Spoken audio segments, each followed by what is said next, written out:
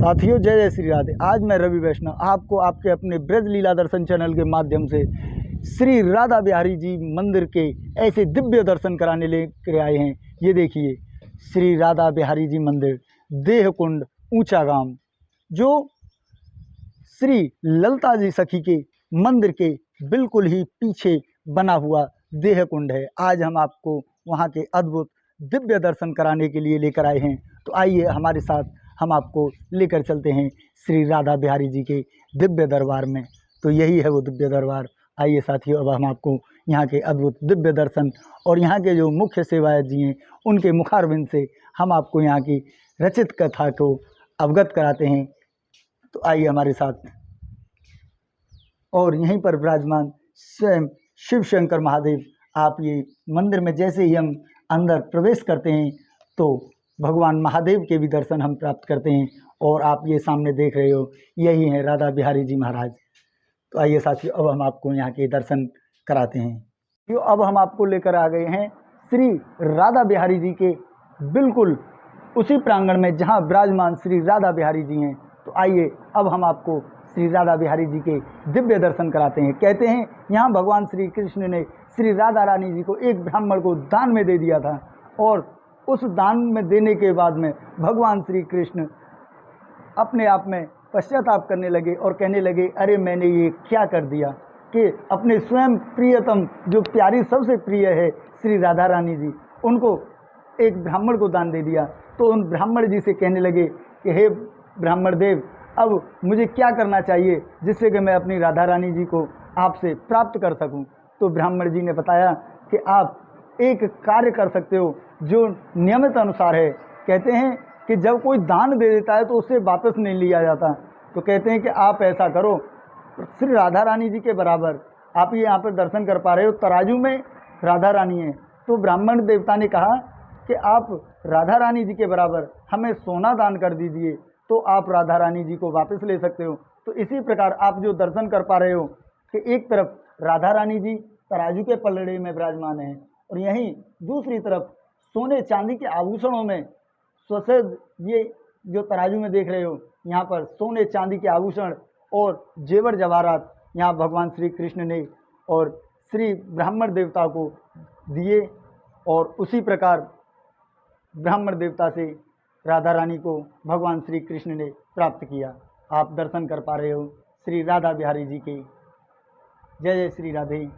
ये साथियों, अब हम आपको लेकर आ चुके हैं देहकुंड लक्ष्मी नारायण मंदिर। तो यह देहकुंड वही देहकुंड है जहाँ जब एक बार श्री राधा रानी जी जब दान में भगवान श्री कृष्ण ने एक ब्राह्मण को दान में दे दी, तो उसके बाद में उस ब्राह्मण को भगवान श्री कृष्ण ने बहुत सारा सोना देने के बाद में, राधा रानी जी के बराबर दान देने के बाद, सोना दान करने के बाद में, और राधा रानी जी को प्राप्त कर लिया। तो उसके बाद में राधा रानी जी कहने लगी, हे प्रभु, आपने जब हमें प्राप्त कर लिया है तो अब आप हमें भी कुछ दान दें। तो कहने लगी, जो आपको सर्वप्रिय हो वही हमें दान में दें। तो भगवान श्री कृष्ण कहने लगे, हे राधे, हमें तो आपसे प्रिय कुछ नहीं है, तो अब हम आपको क्या दे सकते हैं। लेकिन मन ही मन सोचने लगे कि राधा रानी जी ने जब ऐसी दिव्य सांसारिक वस्तु मांगी है तो हम सांसारिक ही वस्तुओं के अनुसार अपनी देह को ही दान में देते हैं। तो उस समय भगवान श्री कृष्ण ने कहा, हे प्रिय, हम आपको अपनी देह दान में देते हैं। तो उसके बाद भगवान श्री कृष्ण ने स्वयं अपने आप को श्री राधा रानी जी को अर्पण कर दिया और कहा कि अब हम भी आपके समान ही हो जाते हैं। इसी प्रकार भगवान श्री कृष्ण ने अपनी देह को भी दान दिया, और उसी के बाद दोनों एक ही हो गए, भगवान श्री कृष्ण और राधा रानी जी। तो आप ऐसे ही दिव्य कुंड के, देह कुंड के दर्शन कर पा रहे हो। यही है वो देह कुंड। यहाँ की दो प्रकार की लीलाएं हैं जी। एक तो प्रथम लीला तो ऐसे है कि एक बार भगवान श्री कृष्ण और राधा रानी यहाँ विराजमान थे जी। तो उस समय एक ब्राह्मण उनके पास में आया, कहने लगा, प्रभु हमें अपनी कन्या की शादी करनी है, कुछ धन दे दो।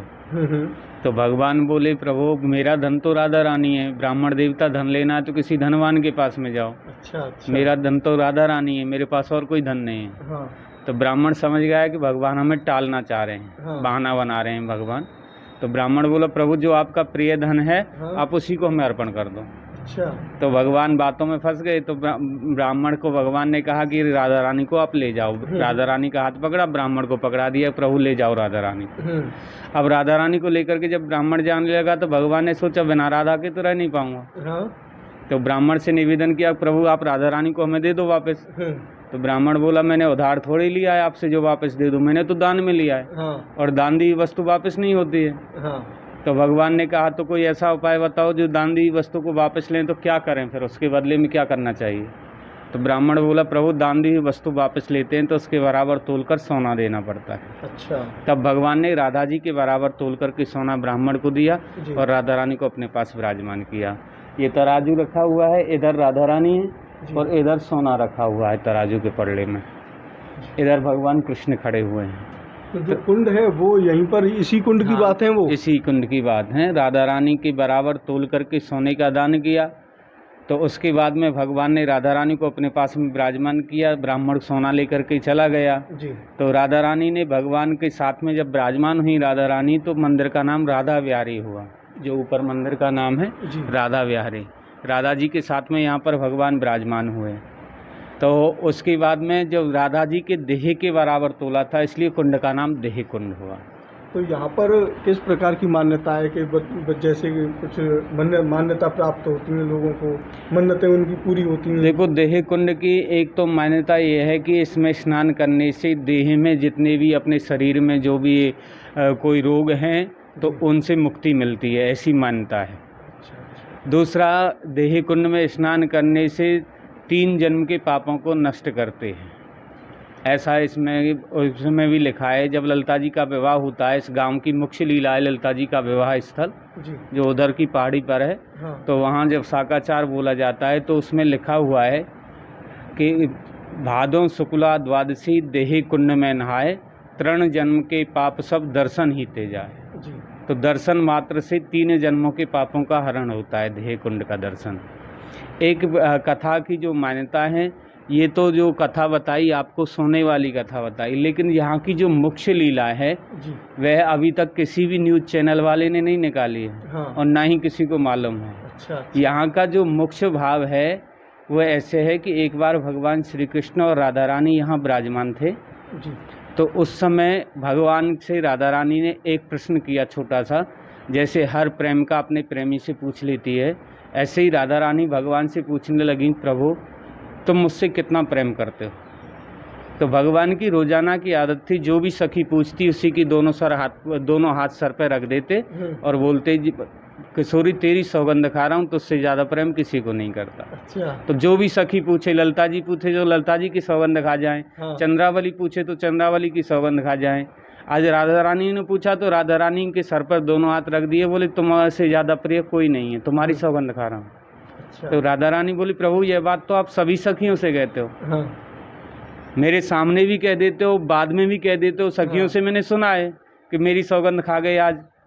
तो भगवान बोले तो मैं तो अपने मन की बात बतला दी। बोले विश्वास कैसे करूं आपकी बात का, ये बात तो आप सभी सखियों से कहते हो, सबकी सौगंध खा जाते हो। बोले तो फिर मुझे कैसे विश्वास हो। तो भगवान बोले किशोरी मैंने तो अपने मन का भाव आपको बता दिया, अब आपको विश्वास नहीं होता तो आप ही बताइए आपको कैसे विश्वास दिलाऊं। तो राधा रानी कहने लगी प्रभु मुझे आज कोई ऐसी वस्तु आप अर्पण करो जो सबसे प्रिय हो आपको जी। जिससे प्रिय कुछ ना हो, ऐसी कोई वस्तु मुझे अर्पण करो। तो भगवान ने सोचा सबसे प्रिय तो राधा रानी, इससे प्रिय तो संसार में मुझे कुछ है नहीं, लेकिन यही कोई सांसारिक वस्तु मांग रही, क्या दूं इनके लिए। तो भगवान ने बहुत विचार किया। विचार करने के बाद में भगवान बोले किशोरी सबसे प्रिय तो आप हो, लेकिन आपने कोई वस्तु मांगी है तो आज मैं मानव की दृष्टि से विचार कर ही आपको देता हूँ। बोले कैसे।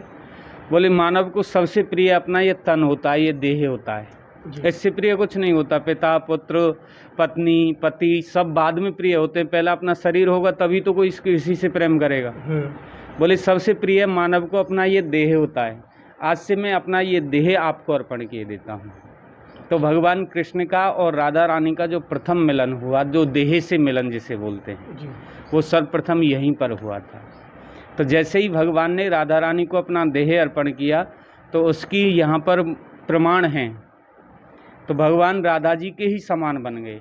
जी जैसे राधा रानी को अपना देह अर्पण किया, प्रथम आलिंगन भगवान राधा कृष्ण का हुआ, तो भगवान राधा जी को समर्पित हो गए।